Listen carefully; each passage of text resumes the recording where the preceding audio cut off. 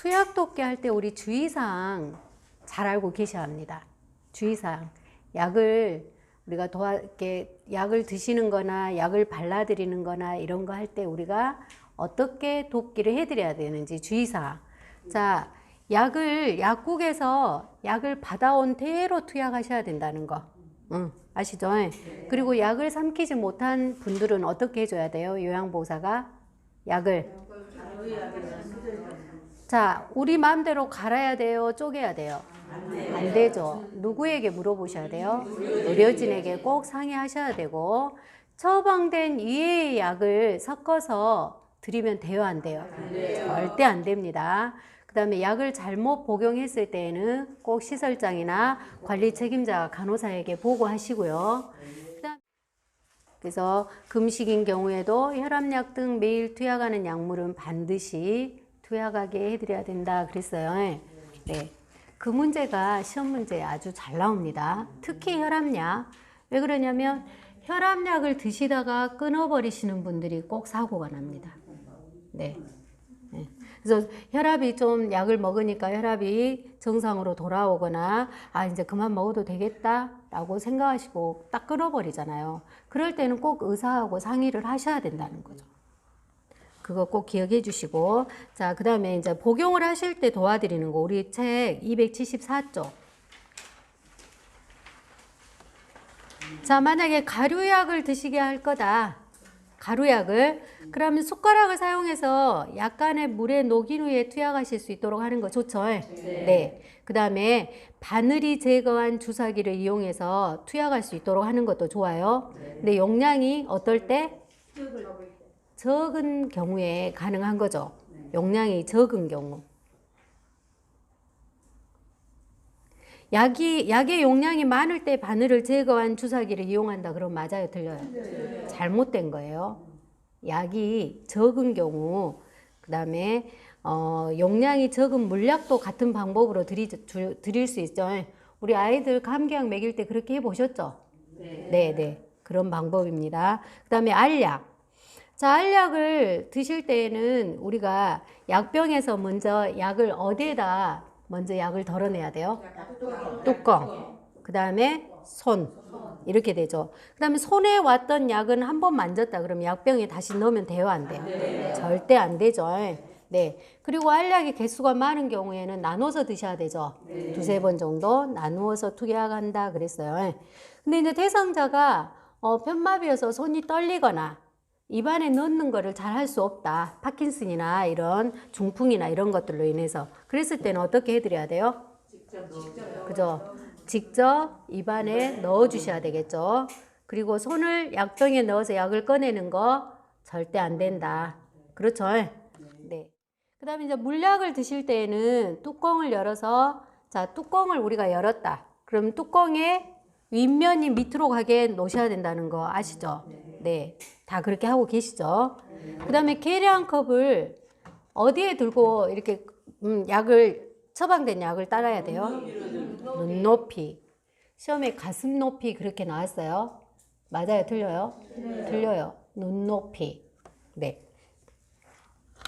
그 다음에 따르기 전에 약병을 흔들어 주셔야 되죠. 네. 농도를 맞추기 위해서 꼭 약병을 흔들어 주셔야 된다. 우리가 라벨이 붙은 쪽이 손바닥에 오도록 치는 거 아시죠? 네. 그리고 라벨의 반대쪽 방향으로 따르는 거 기억해 주시고요. 그 다음에 병뚜껑을 씌우기 전에 종이 수건으로 입구를 닦아 주셔야 되죠? 네. 그리고 약의 용량이 적을 때는 바늘을 제거한 주사기를 이용해서 복용한다. 아까도 말씀드렸던 걸 항상 약의 용량이 많을 때는 안 된다. 바늘 제거한 주사기 이용하시면 안 된다. 약의 용량이 많을 때는. 그 다음에 병 안쪽에 손이 닿지 않도록 해야 하는 거 맞죠? 네. 왜? 약병 안으로 세균이 들어갈 수 있기 때문에 손이 닿지 않도록 한다 그랬어요. 자, 안ion고 바르는 게 이번에 시험에 나왔습니다. 아냐. 3월에 나왔는데요. 우리 책 275쪽 한번 보세요. 항상 안약을 바르실 때는 유효기간 확인해 주셔야 돼요. 아시겠죠? 약병 겉면의 대상자 이름과 약품의 유효기간을 꼭 확인해 주라 그랬어요. 그 다음에 자, 대상자에게 설명해야 돼요? 안 해야 돼요? 설명하고 하셔야 됩니다. 투약 절차에 대해서 꼭 설명해라 그랬죠. 그 다음에 멸균수나 생리식염수에 적신 멸균솜으로 눈의 안쪽에서 닦아내야 돼요? 겉쪽에서 닦아내야 돼요? 안쪽에서 바깥쪽으로 닦아준다 그랬죠. 그 다음에 투여시 대상자에게 천장을 보도록 해야죠. 그래서 그 다음에 약물명, 그 다음에 점적, 방울수를 꼭 확인하셔야 되고요. 그 다음에 눈의 측면에서 하부 결막낭의 바깥쪽 몇 분의 1 부위에 넣어야 되나요? 3분의 1. 이게 나왔습니다. 시험. 이게 눈 그림 나와가지고 그래서 어느 쪽 부위, 그러니까 바깥쪽 3분의 1 부위 아시죠? 자, 그 다음에 비루관을 가볍게 눌러 안약이 코 안으로 흘러내려가는 것을 막아준다 그랬죠. 네. 그래서 그 하부 결막낭 바깥쪽 3분의 1 부위 이 그림도 좀 잘 봐놓으셔야 돼요. 제가 그림 문제도 5개 내지 6개는 나옵니다 그랬죠. 네. 위치 잘 봐두시고요. 자, 안연고 바르는 거 한번 볼게요. 처음 나오는 것은 꺼즈로 닦아서 버려야 되죠. 왜? 외부 공기에 오염되어 있을 수도 있기 때문에 꼭 처음 연고는 닦아서 버리셔야 된다. 그 다음에 하부 결막낭 위에 튜브를 넣고 안쪽에서 바깥쪽으로 2cm 정도 짜 넣는다 그랬죠. 네. 그 다음에 대상자에게 눈을 감고 안구를 움직이도록 해야 되죠. 맞나요? 네, 맞죠? 그 다음에 튜브를 멸균, 생리식염수에 적신 멸균솜으로 닦고 뚜껑을 닦는다. 맞나요? 눈꺼풀 밖으로 나온 연고는 멸균, 생리식염수에 적신 솜으로 닦아낸다 그랬죠. 네.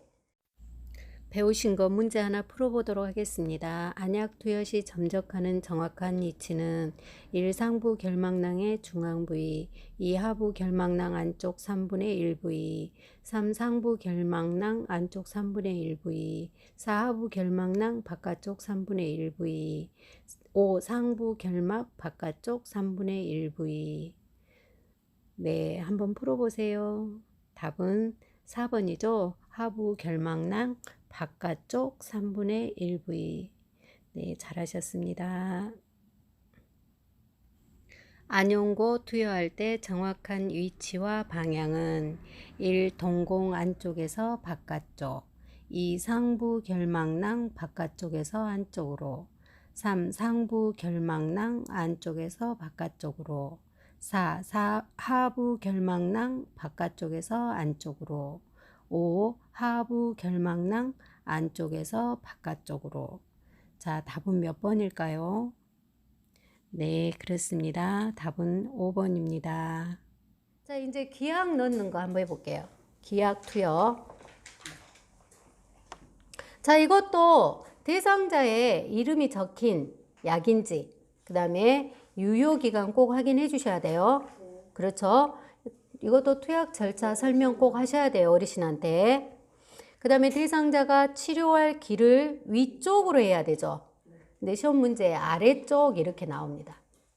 항상 반대말을 많이 사용해가지고 문제를 낼 거예요. 아시겠죠?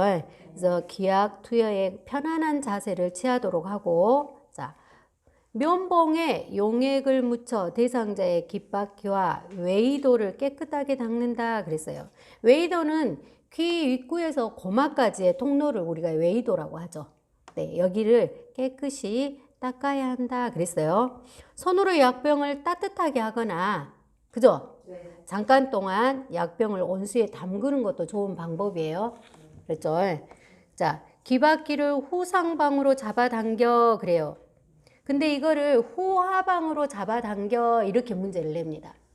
지금 귀 후상방이죠? 네, 하방 아니에요? 네. 후상방으로 잡아당겨 이게 맞습니다. 아니면은 또 이렇게 문제가 나옵니다. 이개를 후하방으로 잡아당겨, 이개는 우리 귀바퀴를 말하는 거죠. 네. 이개를 후하방으로 잡아당겨 이렇게 또 문제를 냅니다. 그건 틀린 거죠. 네. 귀바퀴를 후상방으로 잡아당기는 게 맞습니다. 측면을 따라 정확한 방울수를 점적하셔야 되고, 그 다음에 귀 입구를 잠깐 동안 부드럽게 눌러주고 약 5분간 누워있도록 하는 거 좋죠?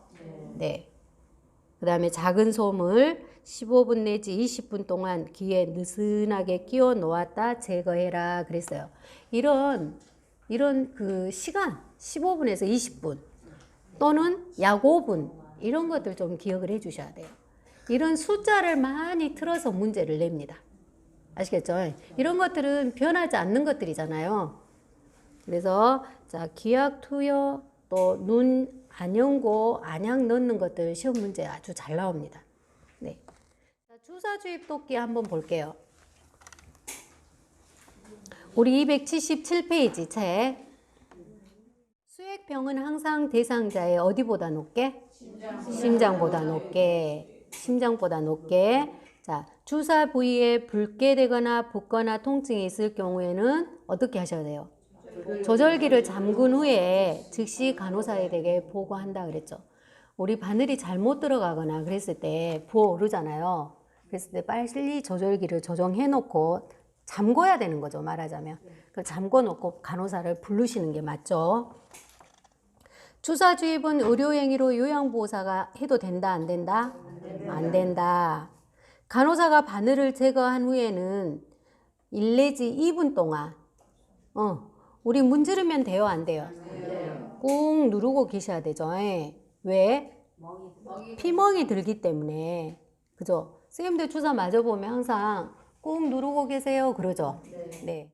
여기에서 주의하셔야 될 게 어떤 거냐면 주사 부위를 마사지한다 그러면 틀려요. 네. 주사 바늘을 즉시 제거한다 그것도 틀려요. 네. 주사 부위에 냉찜질을 한다 틀려요. 네. 수액병을 심장 위치보다 낮춘다. 이것도 잘못된 거죠. 네. 높여야 돼요. 네. 그래서 제가 방금 잘못된 것들 알려드렸던 것들 잘 기억해 주세요. 자, 그럼 약 보관을 어떻게 할 것이냐. 우리 책 277페이지 약 보관. 자, 약은 유통기한을 확인해서 지난 약물은 버리셔야 되죠. 네, 꼭 버리셔야 돼요. 그 다음에 치매 대상자의 약은 잠금 장치가 있는 곳에다 놔두셔야 됩니다. 네, 그분들은 우리가 예측할 수가 없어요. 그렇죠? 그래서 약상자에 넣어서 자물쇠를 채워놓는 게 좋습니다. 그리고 약물을 보관할 때에는 약병에 쓰인 보관 방법을 반드시 읽어보시고 그 방법대로 하셔야 되겠죠? 네. 자, 알약 같은 경우는 올레의 약 용기에 넣어서 건조한 곳에 보관하는 거 맞죠? 햇빛을 피해 보관해야 약 성분이 변질되지 않는다. 맞죠? 자, 가루약은 사용하는 숟가락에 이물질이 묻어 있으면 돼요, 안 돼요? 안 되죠. 왜? 혹시 물기가 있거나 이물질이 있으면 약의 성분이 아니면 또 약이 변해버리니까 절대 그런 것들 좀 물기 없는 숟가락을 사용하셔야 되는 거 다 아시죠? 자, 시럽을 이제 드시게 될 때 시럽제 물약이죠. 자, 서늘한 곳에 직사광선을 피해서 보관해 주셔야 되겠죠. 네. 그 다음에 오랫동안 먹지 않다가 다시 먹는다면 반드시 색깔이나 냄새로 상하지 않았는지 확인해 주셔야 돼요. 그 다음에 약 용기째 빨아먹으면 침이 약에 섞여 들어가서 변질될 수 있죠. 주의해 주셔야 돼요. 그 다음에 깨끗한 플라스틱 계량컵이나 스푼에 덜어서 사용하셔야 됩니다. 그리고 꺼낸 시럽을 다시 병에 넣으면 돼요, 안 돼요? 안 됩니다. 약이 변하는 원인이 되므로 절대 잘못 따른 약은 그냥 버리셔야 됩니다. 그리고 배설도 약 5-6문제 나와요. 배설에서만. 지금 방금 제가 해드렸다는 거는 식사 및 영양 부분이거든요. 거기에서도 5-6문제 나와요. 배설에서도 그러고요. 그 다음에 구강청결, 아무튼 신체활동 지원 서비스에서는 제일 문제가 많이 나옵니다. 그리고 지난 3월 시험에 치매 문제가 약 12문제 나왔어요. 치매 문제가. 그래서 선생님들이 진짜 많이 보셔야 될 게 신체활동 지원 서비스하고 치매. 그래서 제가 치매하고 신체활동 지원 서비스는 다시 한번 이렇게 요점 정리를 하려고 합니다.